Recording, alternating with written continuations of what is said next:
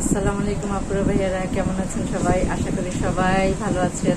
তো প্রতিদিনের মতো আজকে নতুন আরেকটি ভিডিও নিয়ে আপনাদের সামনে আসলাম। ফারহান আক্তার মুন্নি ব্লগে সবাইকে স্বাগতম। তো আপুরা ভাইয়ারা, আজকে সকাল থেকেই প্রতিদিনই তো সকাল থেকেই ভিডিও শুরু করি, মানে কাজকর্ম শুরু করি। তো আজকে সকালেও সেই একই প্রতিদিনের মতো খালি পেটে খেলাম, যে লং আর এলাচ দিয়ে পানি জাল দিয়ে ওইটাকে খালি পেটে খেলাম। খেয়ে ঘন্টা দেড়েক পরে নাস্তা করছি। নাস্তা করে তারপরে হচ্ছে আপনার রান্না বাড়ার ব্যবস্থা করতেছি। তো আপনারা ভাইয়ারা যারা যেখান থেকে ভিডিওটি দেখেন অবশ্যই কমেন্টের মাধ্যমে জানাবেন। আর আমার দৈনন্দিন জীবনের কাজকর্ম, আমার বাইরে যাওয়া, আমার ঘুরতে যাওয়া সব কিছু কেমন লাগে, সব কিছু আমাকে একটু, আমার ব্লগটি কেমন লাগে সবাই আমাকে কমেন্টের মাধ্যমে জানাবেন। আর ভালো লাগলে অবশ্যই একটা লাইক করবেন। আর যারা যারা ভিডিওটি দেখবেন সবাই একটা করে সাবস্ক্রাইব করবেন। আমাকে একটু সাপোর্ট করেন আপুরা ভাইয়ারা। আমি আসলে মানে ইউটিউবে আমার এই নতুন, আমি ইউটিউবে তো নতুন হিসেবে আমাকে সবাই একটু সাপোর্ট করবেন। আর আমি চাই বড় একজন ইউটিউবার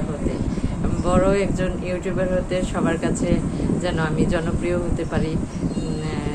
সেই জন্য আপনাদের সবার কাছে দোয়া চাই। আর সবাই আমাকে একটু সাপোর্ট করবেন।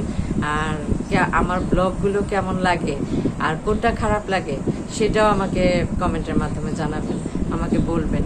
তাহলে আমি সেভাবেই আমি আপনাদের সামনে উপস্থাপন করব সব কিছু, রান্নাবাড়া, খাওয়া দাওয়া।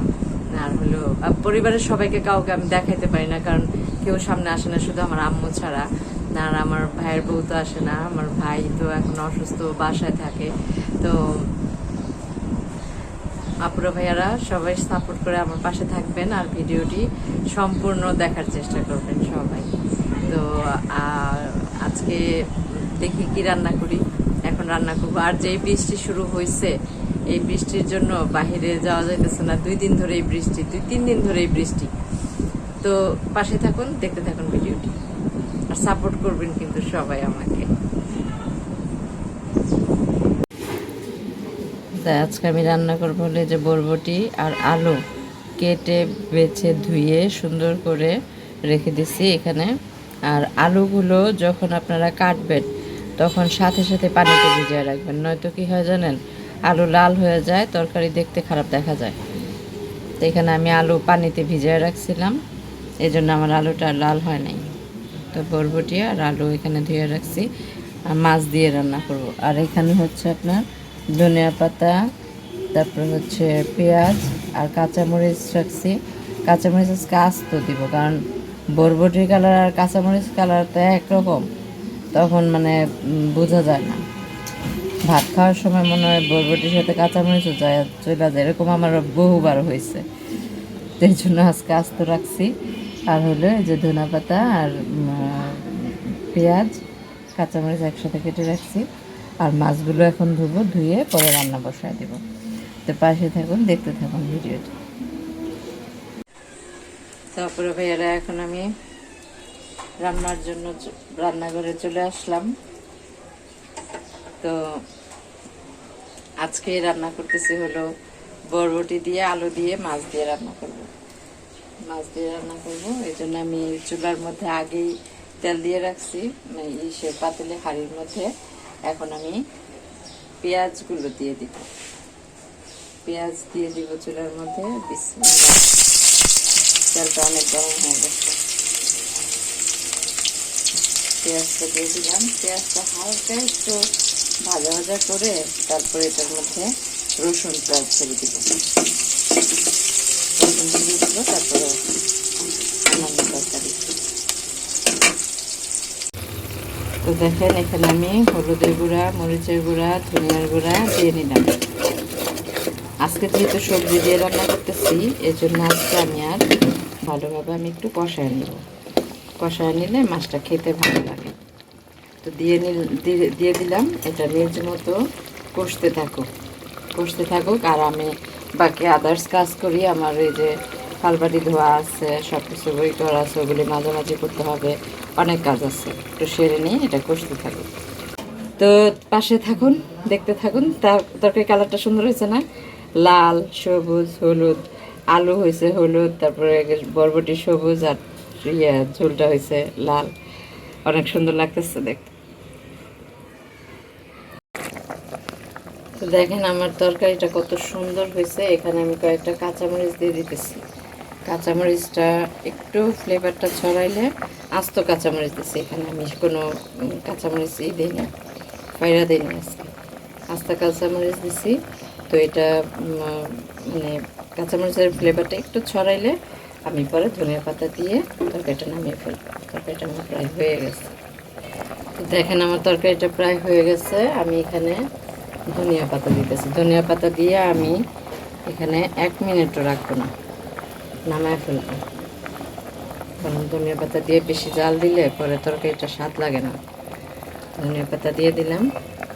এখন দেখেন তরকারি থেকে কত সুন্দর একটা ফ্লেভার যে বের হয়েছে, অনেক সুন্দর একটা ফ্লেভার বের হয়েছে।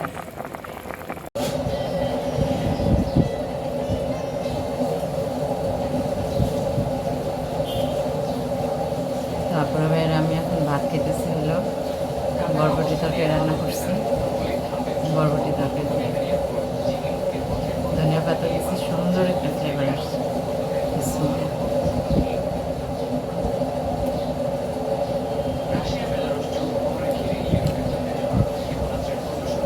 অনেক টেস্টি, অনেক।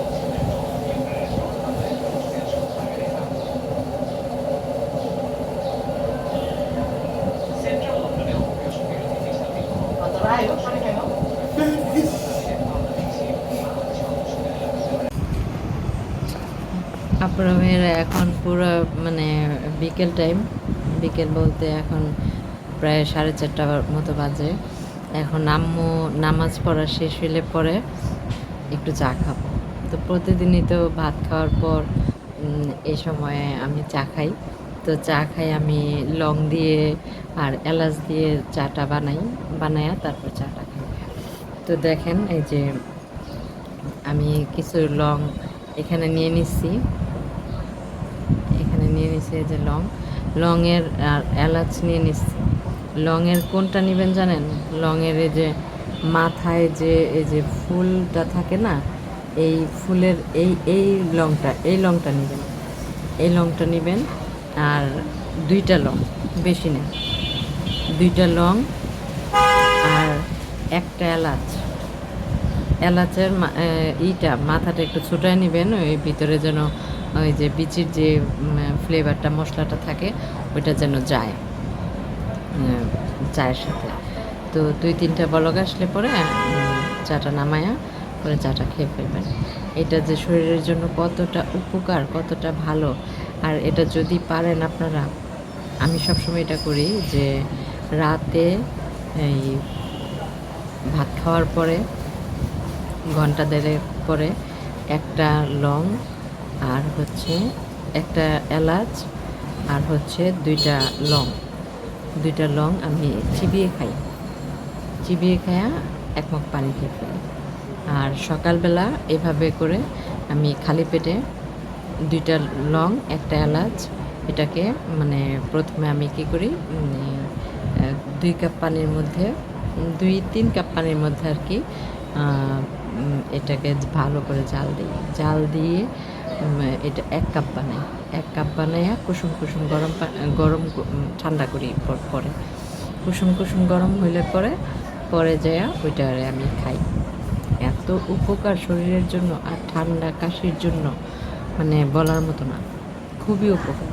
আপনারা সবসময় এই জিনিসটা ট্রাই করে দেখবেন, যাদের কাশি আছে, ঠান্ডা আছে, তারপরে হচ্ছে আপনার যাদের ডায়াবেটিক্সের সমস্যা আছে, তারা এটা খেয়ে দেখবেন সকাল রাতে আর সকালে।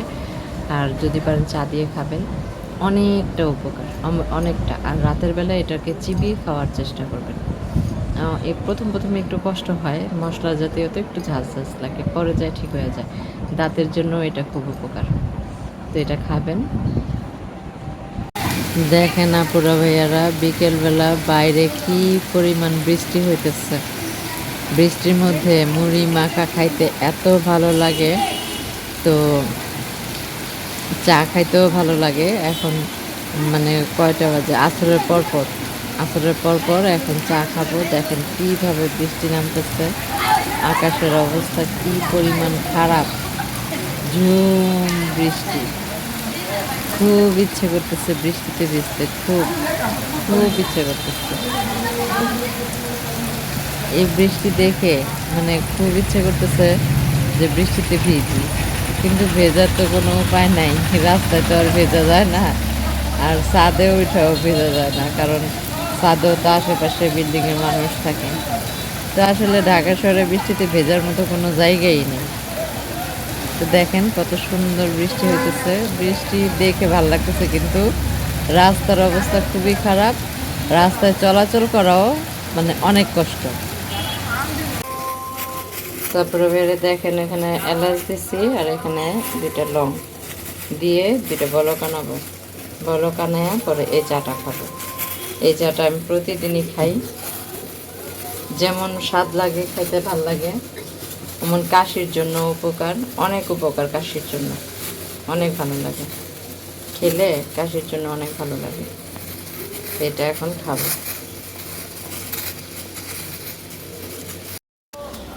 তারপরে ভাইয়েরা আমি এই যে লং দিয়ে যে চাটা বানাইলাম, এলাচ আর লং দিয়ে, এখন এই চাটা খাবো।